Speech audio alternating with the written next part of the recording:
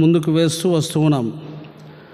అందును బట్టి ఆ దేవాది దేవుణ్ణి స్తుతిస్తూ ప్రభు నామమున మీ అందరికీ నా యొక్క వందనాలు తెలియజేసుకుంటూ దేవుని యొక్క వాక్య భాగంలోనికి వెళ్దాం.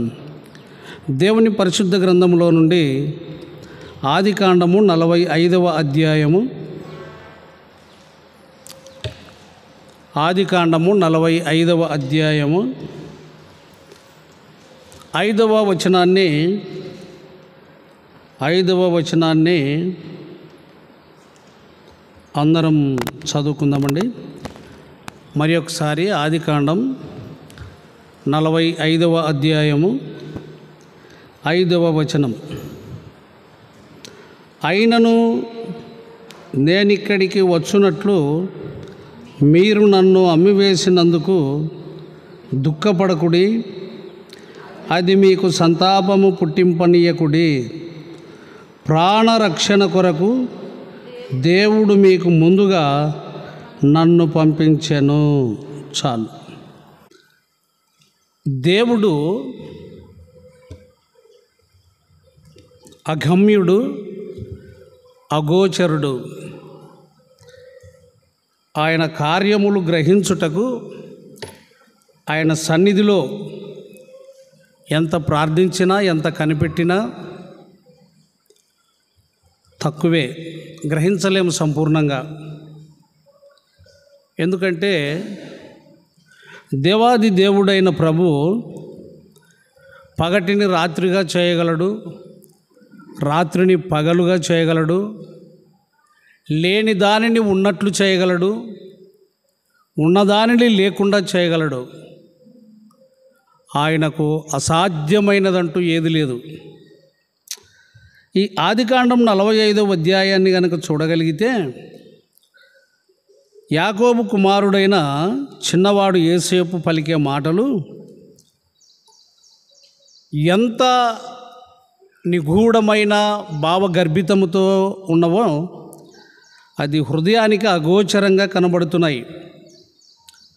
ప్రతిదీ వివరించి చెప్పడానికి మనకు సమయం చాలదు. కానీ ఆ 5వ వచనములో ప్రత్యేకంగా యోసేపు పలుకుతున్న మాట ఏమిటి అనంటే, ఎన్నో వచనం తెలుసా? 3వ వచనం చివరిలో, ప్రాణరక్షణ కొరకు దేవుడు మీకు ముందుగా నన్ను పంపించెను. ప్రాణరక్షణ కొరకు దేవుడు మీకు ముందుగా నన్ను పంపించెను. రక్షణ, ప్రాణరక్షణ.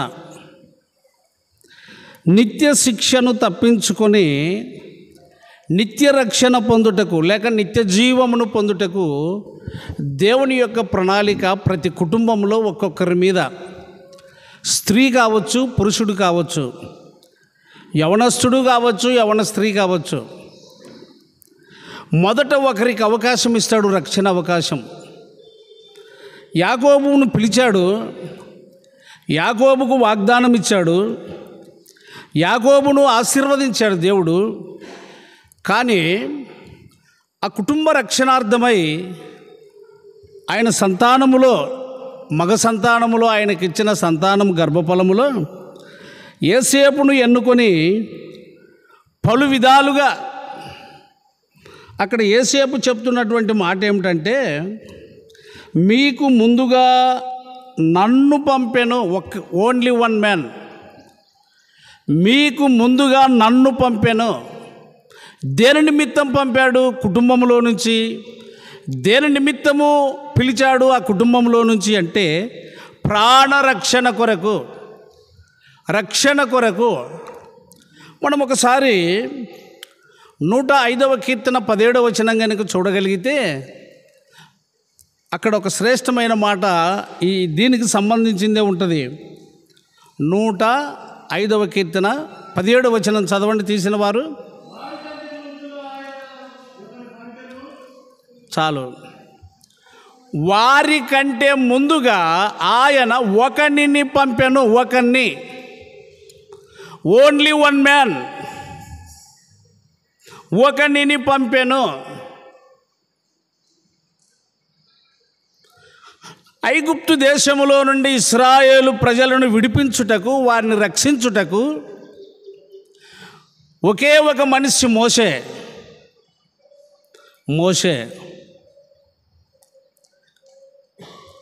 దేవునికి బల్యర్పణలో మంచి సమర్పణ కలిగి ఈయన పద్ధతిని అనుసరించుటకు ఒకే ఒకరిని ఎన్నుకొనెను, ఆయన హెబేలు.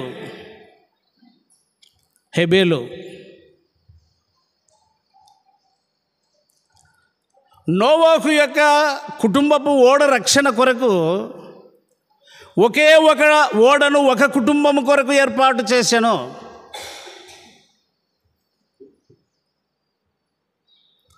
ఒక కుటుంబం కొరకు ఒక ఓడను ఏర్పాటు చేశాను. ఇశ్రాయేలు ప్రాణరక్షణ కొరకు యోసేపును ముందుగా ఒకరిని పంపెను. ఈ ఆరాధన సమయంలో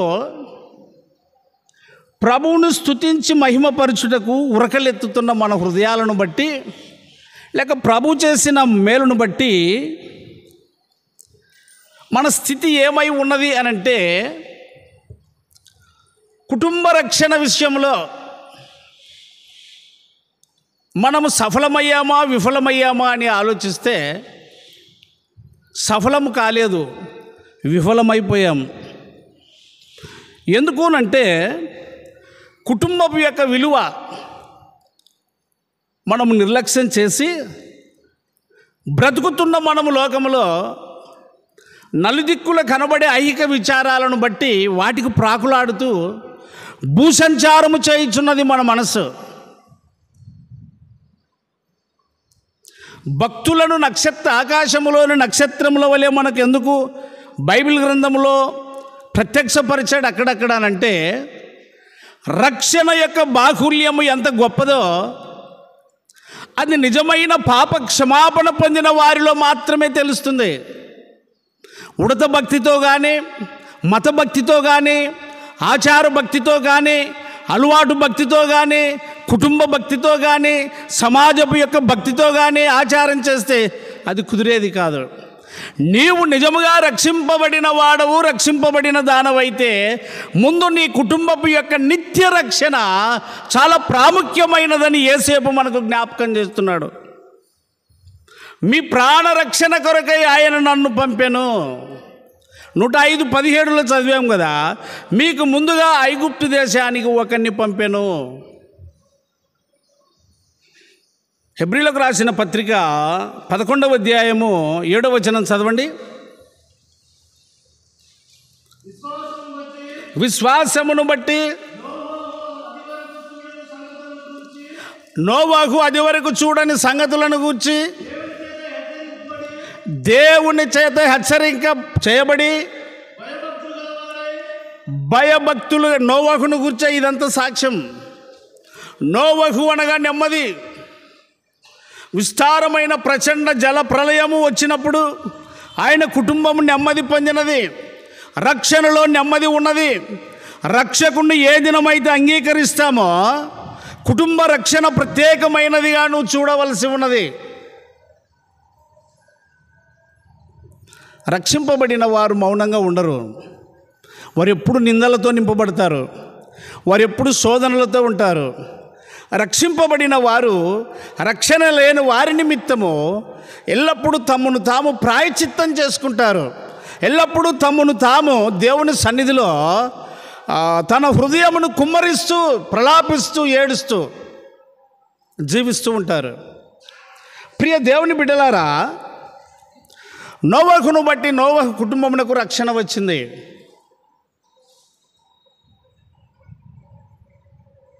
మనం ఒకసారి యెహోషువ గ్రంథం 2వ అధ్యాయము 12వ వచనాన్ని కనుక చూడగలిగితే, యెహోషువ గ్రంథము 2వ అధ్యాయము 12వ వచనం.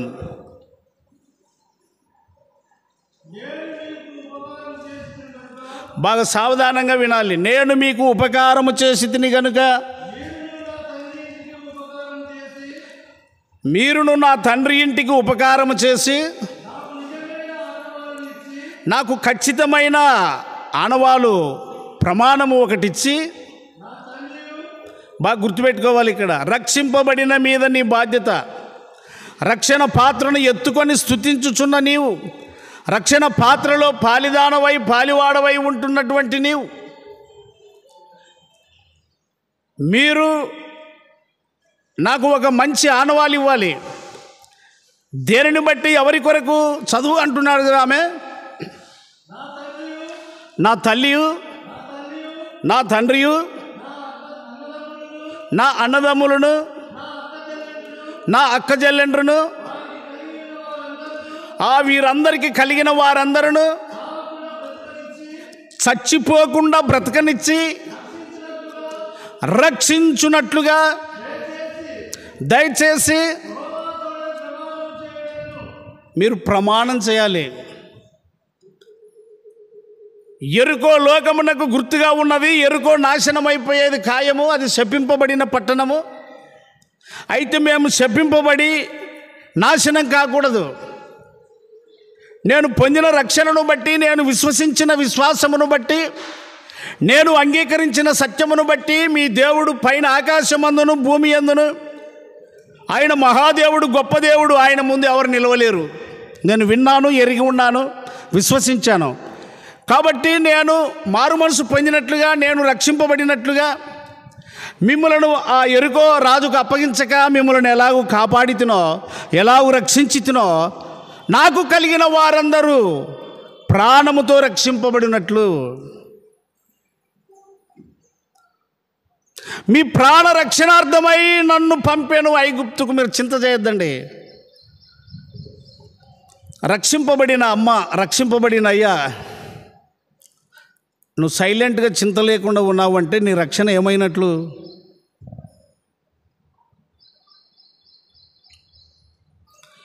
ఇంటి వారి రక్షణ కొరకు ఒక ఓడను.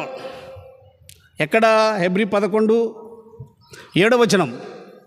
హెబ్రీ 11:7. చాలాసార్లు వింటున్న మాటలు ఇవి. ఎవరి ఇంటి వారి రక్షణ కొరకు? తన ఇంటి వారు, నోవాహు ఇంటి రక్షణ కొరకు. నీ ఇంటి రక్షణ కొరకు నువ్వేం చేస్తున్నావు? హాయిగా నవ్వుతూ మాట్లాడుతున్నావా? చింత లేకుండా ఉన్నావా? ఓడ ఒకటే ఒకటి. ఓడలో నోవాహు కుటుంబం ఉండాలి.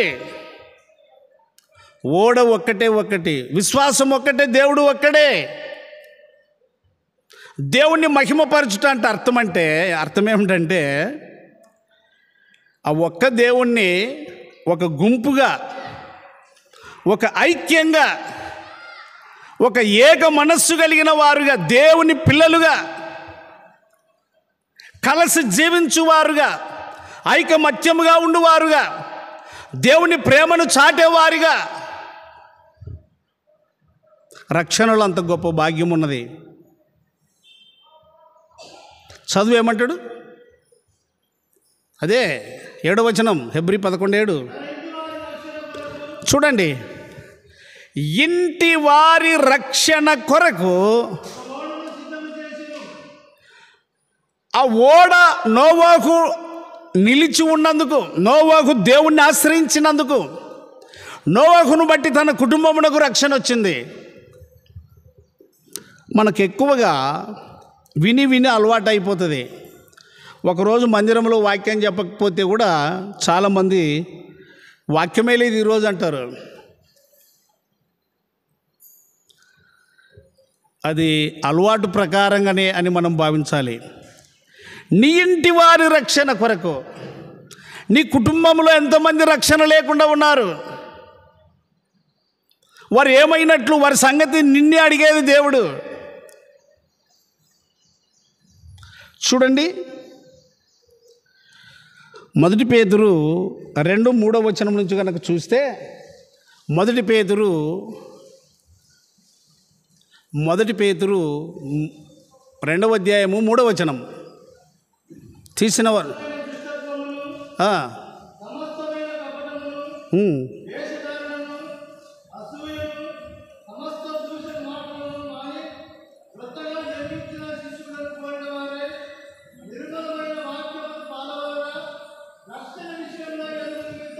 ఆగండి. నిర్మలమైన వాక్యమును పాల వలన రక్షణ విషయములో ఎదుగు నిమిత్తం. వాక్యం అనే పాలు చిన్న బిడ్డ కొత్త శిశువు తల్లి రొమ్మును ఆనుకొని పాలు తాగినట్టుగా అనుదినము నిత్యము నువ్వు వాక్యం అనే పాలు తాగాలి. అప్పుడు ఆ శక్తి పరిపూర్ణంగా వస్తుంది. రక్షణ విషయములో ఎదుగు నిమిత్తం. ఏసేపు ఎదిగిన వాడై ఉన్నాడు, బలమైన ఆహారం కలిగిన వాడుగా ఉన్నాడు. క్షమించుటకు మనస్సు బలమైనదిగా సిద్ధపడింది. ప్రేమించుటకు మనస్సు హృదయము స్థిరత్వము కలిగి దృఢత్వము కలిగి నిలిచి ఉన్నది. నీ హృదయం స్వార్థముతో నిండి ఉంటే ఐహిక విచారాలను ప్రేమించి నీ కుటుంబానికి అది మాత్రమే చూపుతావు. కానీ స్వార్థాన్ని తీసివేసి ఆత్మరక్షణ కొరకు పరసంబంధమైన విషయాలు నీ కుటుంబానికి చూపాలి.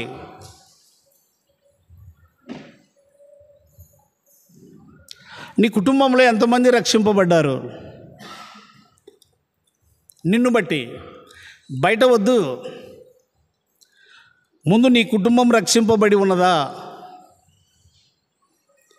చాలామంది కుటుంబాలలో రక్షింపబడినట్లుగా కనబడతారు, కానీ అన్యోన్య సహవాసం లేదు. అది సరైన పద్ధతి కాదు. దేవుండ్లునా తన ఇంటి వారి రక్షణ కొరకు ఎన్ని ఓడలు? చల్ల చెదురుగా విశ్వాసం ఉంచేయమంటారు, రక్షణ పొందేయమంటారు. ఐక్యత లేదు. ఇవి సాతాను తంత్రాలే కానీ దేవుని పని కాదు.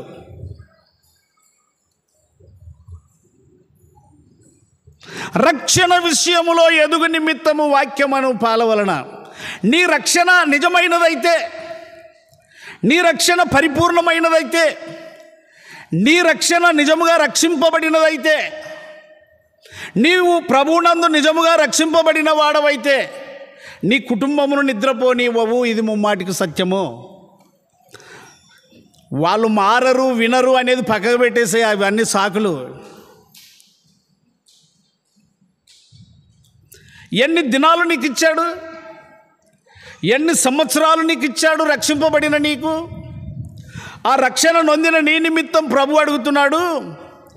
ఈ తోటలో ఈ ద్రాక్ష తోటలో అంజూరపు చెట్టు ఒకటి, దాంట్లో ఫలాలు లేవు. ఎన్నేళ్ళు వెతుకుతున్నాడు?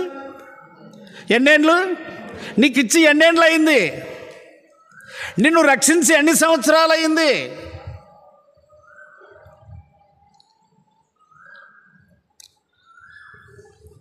నీ రక్షణ నిజమైందేనా? చూడి 2 కొరింథీ 6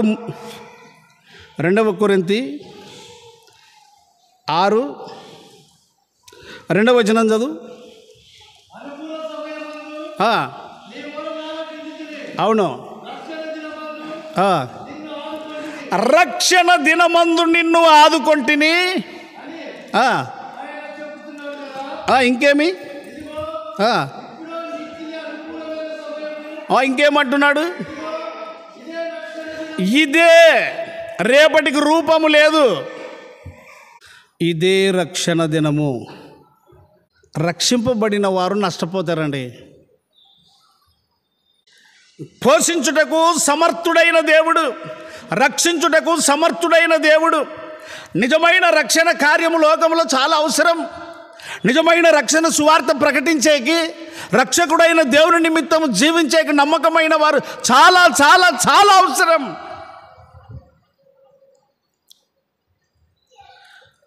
డెబ్బై ఏళ్ళు 30 ఏళ్ళు బతికేటందుకు లోకంతో స్నేహం చేసి లోకంలో దాసులై చెడిపోయే బ్రతుకులు బతుకుతున్నారు.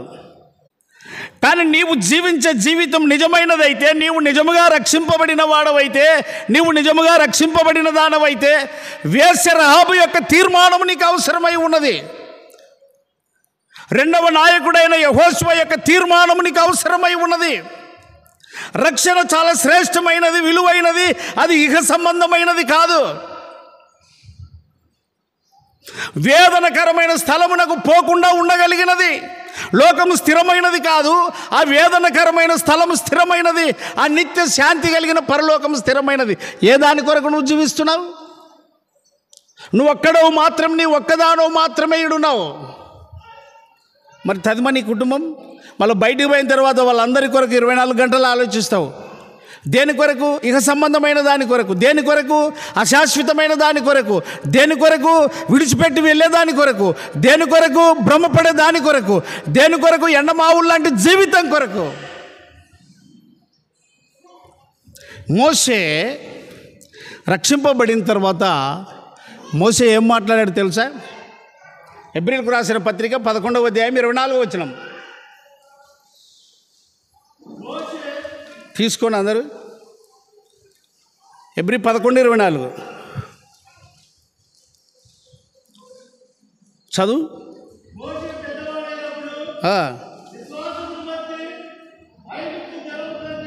విశ్వాసమును బట్టి ఐగుప్తు ధనము కంటే క్రీస్తు విషయమైన నింద యేసు క్రీస్తు కొరకు ఆకలి కలిగిన జీవితం, యేసు క్రీస్తు కొరకు దప్పికొనగలిగిన జీవితం, యేసు క్రీస్తు కొరకు నిద్ర లేని జీవితం, యేసు క్రీస్తు కొరకు బట్టలు లేని జీవితం, యేసు క్రీస్తు కొరకు డబ్బులు లేని జీవితం, యేసు క్రీస్తు పరిశుద్ధత కొరకు, శాశ్వతమైన రాజ్యము కొరకు మోషే యొక్క తీర్మానం. అంతఃపురంలో ఉన్నాడు, సింహాసనం కనపడుతూ ఉన్నది, కిరీటం పెట్టుకోవలసిన వాడు, పరిపాలన చేయవలసిన వాడు.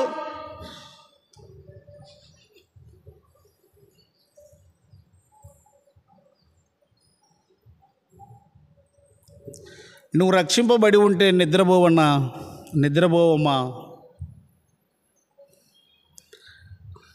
ఇంకా శరీర సంబంధమైన మనసు మనకు పోలే. మారు మనసు పొందలేదు, మరి బాప్తిసం పొందాం, మరలా పాతది విడిచిపెట్టలే, ప్రభుబలిలో పాలు పొందుతున్నాం, పరిశుద్ధతలే. అంటే ఎందుకొరకు ఈ మాటలు వస్తున్నాయి అంటే, నీవు రక్షింపబడి ఉంటే నీ కుటుంబం ఏమైనట్లు? ఇదే రక్షణ దినం. రక్షణ విలువైనది, స్థిరమైన లోకం కాదు ఇది, అస్థిరమైన లోకం. అజాగ్రత్తగా ఉండొద్దండి దయచేసి. నీ కుటుంబ విషయం ఆస్తి నిమిత్తం కాదు, పొలాల నిమిత్తం కాదు, భాగాల నిమిత్తం కాదు. పోతు ఏం నేర్పిస్తావు? ప్రభునందు ప్రియులారా, రక్షణ చాలా విలువైనది. ప్రాణరక్షణ కొరకు మీకు ముందుగా నన్ను పంపించాను. నీ కుటుంబ రక్షణ కొరకు నిన్ను రక్షించను. నీ కుటుంబ రక్షణ కొరకు ముందు నిన్ను రక్షించను. నువ్వు రక్షింపబడిన వాడవైతే నీ కుటుంబం సంగతి ఏంటి? ముందు అదే అడిగేది. కయ్యూను నీ తమ్ముడు ఎక్కడా? పక్కన ఎవరిని అడగలే. కయ్యూనుకు ఒక తమ్ముడిని ఇచ్చాడు, ఆదాముకు ఒక కుటుంబాన్ని ఇచ్చాడు, ఆదాముకు ఒక భార్యని ఇచ్చాడు. ఆదాము ఎక్కడా? నీ కుటుంబంను గురించే ముందు నిన్ను ప్రశ్నించేది. వాక్యము వాగ్దానం ఎన్నడూ అబద్ధం కాదు. అపోస్తుల కార్యం 16వ అధ్యాయం పరిచయమైన వాక్యం ఎత్తి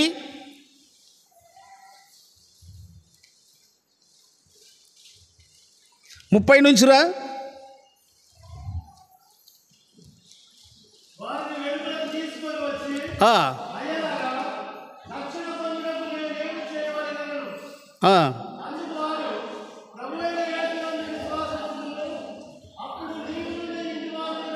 ఆగు. నీవు విశ్వాసం ఉంచితే, ప్రభు అయిన యేసునందు విశ్వాసం ఉంచుము, నీవును ప్లస్ మైనస్ కాదు, నీవును నీ ఇంటి వారును. నేను ఇంకో మాట చెప్తున్నాను వినండి. ఇంకా నా వైపు చూడండి. మా వాడు ఆ చర్చికి పోతాడు, మా పిల్లి చర్చికి పోతుంది, ఈ అవతారం మీద ఎక్కువ ఉంది. ఈ ప్రభు రేపు ఒప్పుకోడు. ఉన్నది చెప్తున్నా, యథార్థంగా చెప్తున్నా. దేవుడు ఒక్కటే, సంఘం ఒక్కటే, విశ్వాసం ఒక్కటే, నిరీక్షణ ఒకటే. ఇవన్నీ కల్పితాలు, ఇవన్నీ గచ్చపూతలు.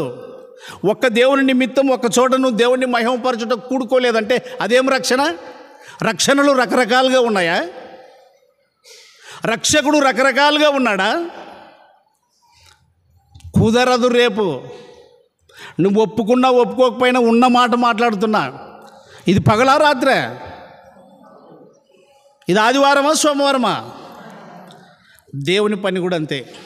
నశించుతున్న ఆత్మల కొరకు ఇటువంటి లక్షణాలు కలిగిన వారు అవసరమై ఉన్నది. నువ్వు నిజంగా రక్షింపబడిన వాడవైతే రక్షకుడు అర్థమైందా? లోక రక్షకులు అని బైబిల్లో ఎక్కడ లేదే. 4:42 చూడండి. లోక రక్షకుడు అని ఉందా, లోక రక్షకులు అని ఉందా? యోహాను సువార్త 4:42. యోహాను సువార్త 4:42.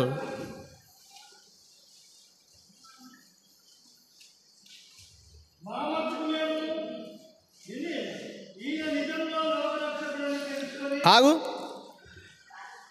రక్షకులు ఉందా, రక్షకుడు నా? ప్రజలను ఆటలు పట్టిస్తున్నారండి. క్రీస్తులునా, యేసులునా, క్రీస్తు యేసా? నేను ఎందుకు ఇంత విడమర్చి మాట్లాడుతున్నాను అర్థమయ్యే రీతిగానంటే, ప్రభు తన బాధ్యతను తీసివేసుకుంటున్నాడు. ఇంకొక రక్షకుడు లేడు, ఇంకొక దేవుడు లేడు క్రైస్తవులకు. ఒక వాక్యం పట్టుకొని బుడుక్కొని ఏమో చేస్తావు కానీ రేపు ఆయన ఒప్పుకునేవాడైతే కాదు. ఇది ముమ్మాటికి సత్యం. మత్తయి సువార్త 1:21. ఆయనేనా లేకపోతే వారు అని ఉందా? అంటే ఎంతమంది? మీకు మరి ఒకసారి చూపించవలసి వస్తుంది. ఇర్మియా 50 6వ వచనం చదవండి. ఇర్మియా 50 6వ వచనం.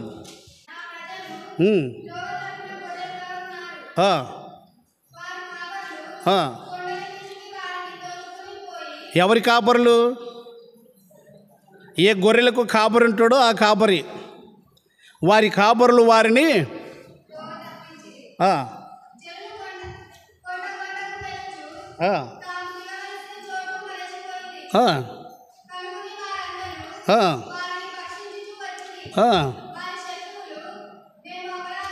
చాలిక మీరు చదువుకోండి.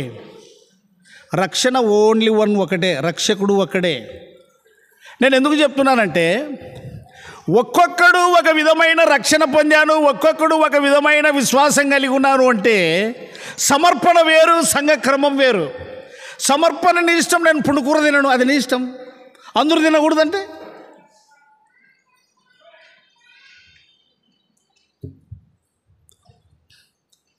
మాంసం నేను తినను, మీరు కూడా తినకూడదంటే వ్యక్తిగత సమర్పణ వేరు, సంఘ క్రమం వేరు, సంఘ పరిమాణం వేరు.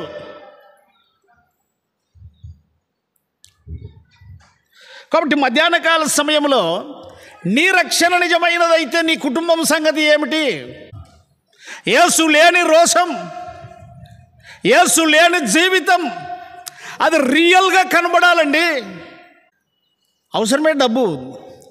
దేవుణ్ణి ప్రేమిస్తే నువ్వు, దేవుని పని చేస్తే నువ్వు, ఆయన నిన్ను పిలిచింటే, నీ విశ్వాసం ఆయనకి ఇష్టమైంటే ఆయన ఖచ్చితంగా నీకు ఇస్తాడు. వారం రోజులు కష్టమై ఉండవచ్చు, నెల రోజులు కష్టమై ఉండవచ్చు, ఇంకొక నెలలో ఈ 2 నెలలంతా వచ్చేస్తుంది. ప్రభు స్తోత్రం కలుగును గాక. ఆమెన్. ఆయన నమ్మదగిన వాడు. మానవుని కంటే, మానవుని ఉద్యోగం కంటే. ఐగుప్తు దేశాన్ని, కానాను దేశాన్ని యోసేపు చేతికి అప్పగించాడండి. యోసేపు ఏం ట్రైనింగ్ నేర్చుకోలే, ఆర్థిక శాఖ మంత్రిగా యోసేపు ఏం పనిచేయలే.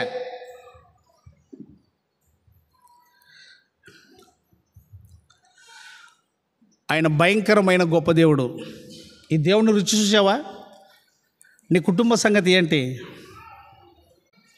మీరు ఎంతసేపు ఉన్న యేసు క్రీస్తులో పడి సాయాలి, అంతేగాని బయటికి వెళ్ళడానికి నిజమైన రక్షణ యొక్క విలువ, ఈ విధముగా రక్షించుటకు శక్తి కలిగిన దేవుడు ఉన్నాడా? ఒక అన్యునికి కళ్ళు తెరిపియాలి అని రక్షణ.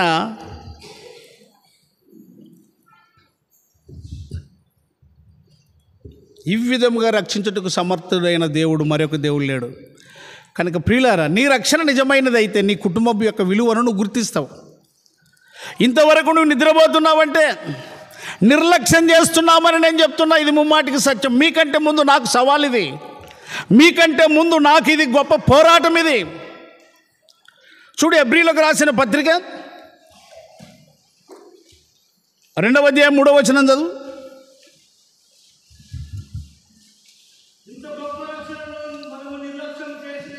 నీ కుటుంబము ఒక ఐక్యతలో లేదు అంటే, నీ కుటుంబము ఒక విధంగా లేదు అంటే నువ్వు నిర్లక్ష్యం చేసావు.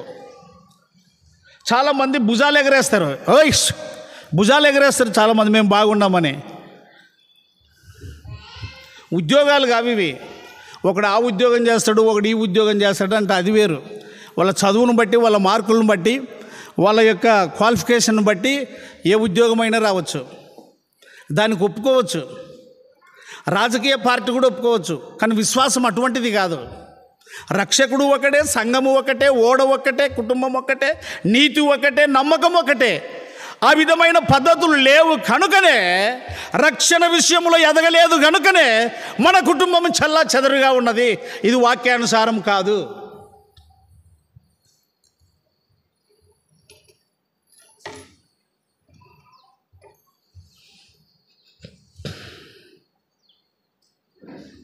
నీ స్నేహం ఎవరితో? ఎవడు ఈ లోకముతో స్నేహం చేయనో వాడు దేవునికి శత్రువగును. నీ రక్షణ దేనికి సంబంధించినదో, మీ ప్రాణ రక్షణ కొరకు నన్ను ముందుగా పంపాను, నీ కుటుంబ రక్షణ కొరకు నిన్ను రక్షించాడు. అమ్మ, నీ కుటుంబ రక్షణ కొరకు నిన్ను రక్షించాడు. ఆయన దగ్గరికి వచ్చినట్లు వచ్చి, ఆయన సన్నిధిలో కూర్చున్నట్టు కూర్చొని మళ్ళీ లోకంలో ఇట్లా వెతకడం. నీకు నువ్వు పుట్టలేదుగా. నీ కాళ్ళ మీద నువ్వు కాదు నిలబడాల్సిందే, ఆయన నిలబెట్టాలి. ఆయన కాళ్ళు ఇచ్చాడు నీకు, ఆయన సృష్టికర్త. పిల్లలు, నువ్వు ఎంత నిర్లక్ష్యంగా ఉన్నావు అని అంటే అన్ని పట్టుకుంటున్నావు, నీ కుటుంబాన్ని విడిచిపెట్టినావు. Your family danger fellowship. చాలా అపాయంలో ఉన్నారు, చాలా జాగ్రత్త. రక్షణ ఒక్కటే, రక్షకుడు ఒక్కడే, విశ్వాసం ఒక్కటే, దేవుడు ఒక్కడే. మరీ లేదు, అవతారం లేదు.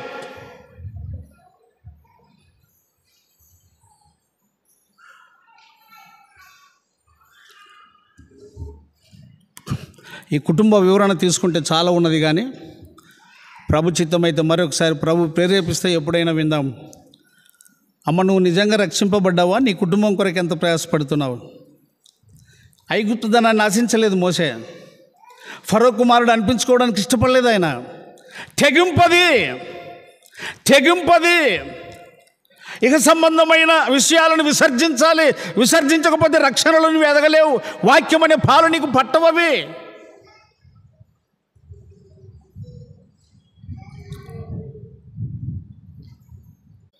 నువ్వు వచ్చి కూడుకునేది కాదు, నీ కుటుంబమును మళ్లించాలి, నీ కుమారుని మళ్లించాలి, నీ కోడలను మళ్లించాలి. నిన్ను రక్షించింది దానికోసమే.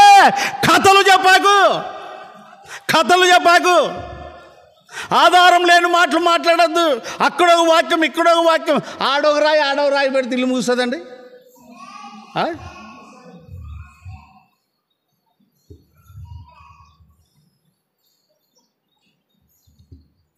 త్యాగం చేయాలి. ఏం త్యాగం చేస్తున్నావు? రక్షింపబడినప్పటి నుంచి, రక్షణ పొందినప్పటి నుంచి ఏం నష్టపోయావు?